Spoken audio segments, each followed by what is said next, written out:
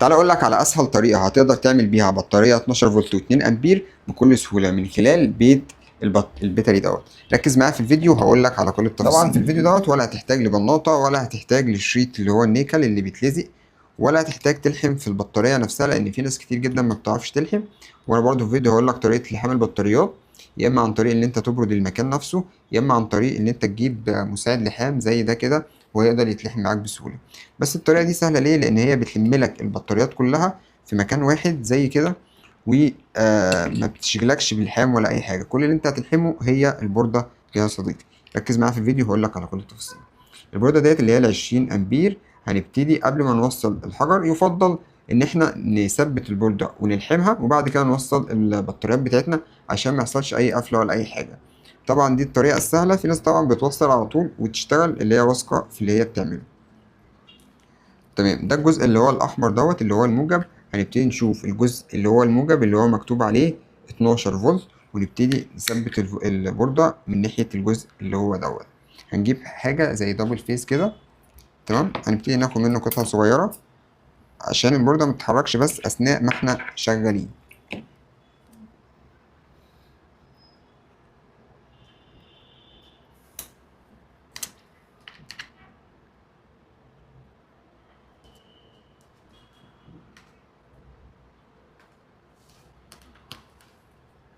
بعد ما ثبتناها ركز معايا في الترتيب ده لأنه مهم.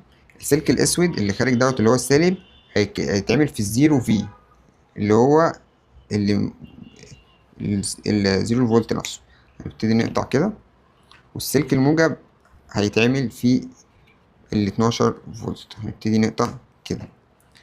طيب والمرحلة اللي بعد كده، بص يا سيدي، هتيجي جنب الجزء اللي هو السالب اللي طالع منه الفردة السوداء ديت دوت اللي هيروح لل 8 فولت.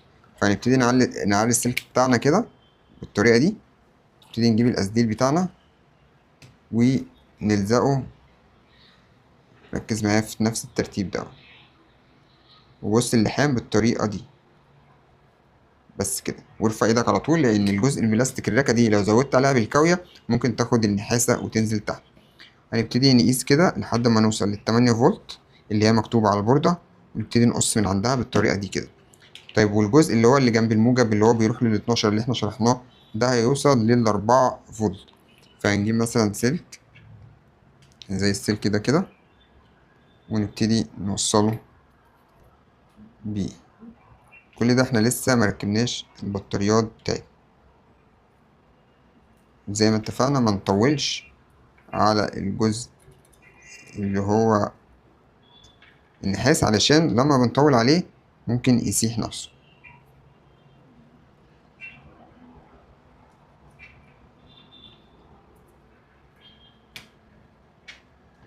وهنبتدي نقيس لحد ما نوصل لل4 فولت كده ونقص السلك بتاعنا كده. احنا وصلنا لأربع أطراف. هنبتدي على طول نعري الأربع أطراف بالطريقة دي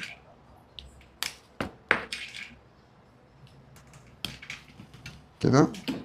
وعلى السريع هنطعم، هنقلل بس درجة الحرارة بتاعة الكاوية علشان البوردة دي بتسخن بسرعة، اللي هي دايرة الحماية دي مش عايزينها تبوظ مننا.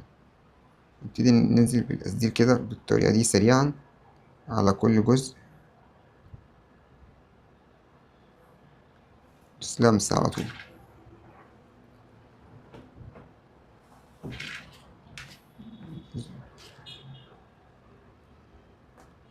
طبعا الموجب والسالب دوت اللي هو الأوت الخروج اللي احنا هنوصل فيه السلكين بتوعنا. وآخر حاجة ال 12 فولت اهي.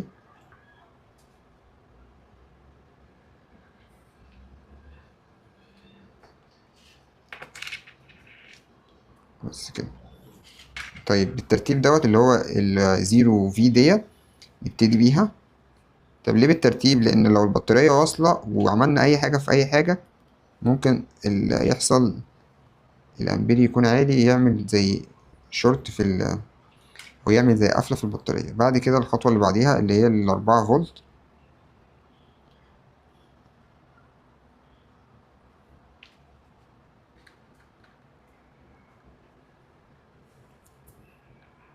بس السريع كده. بعد كده ال8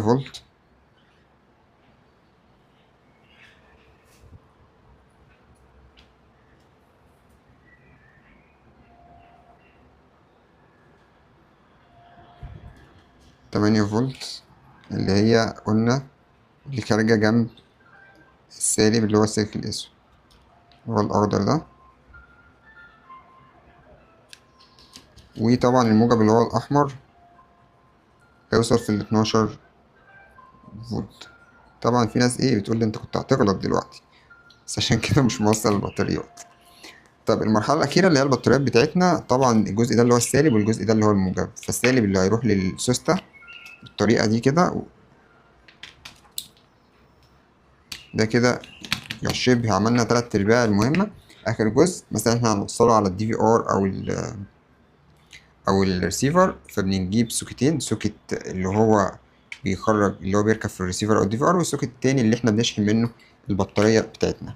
وهنبتدي برضو نعرق الجزئين دول كده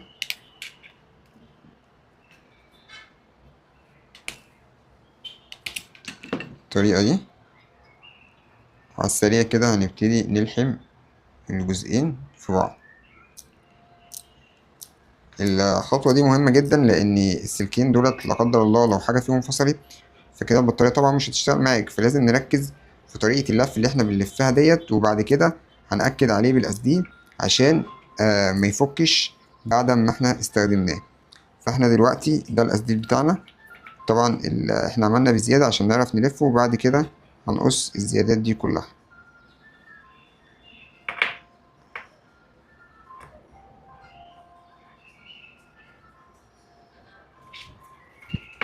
بعد كده نقص الزيادات كده كده، وهنوصل الموجب في الموجب والسالب في السالب. ناخد سنة تسجيل كده سريعة.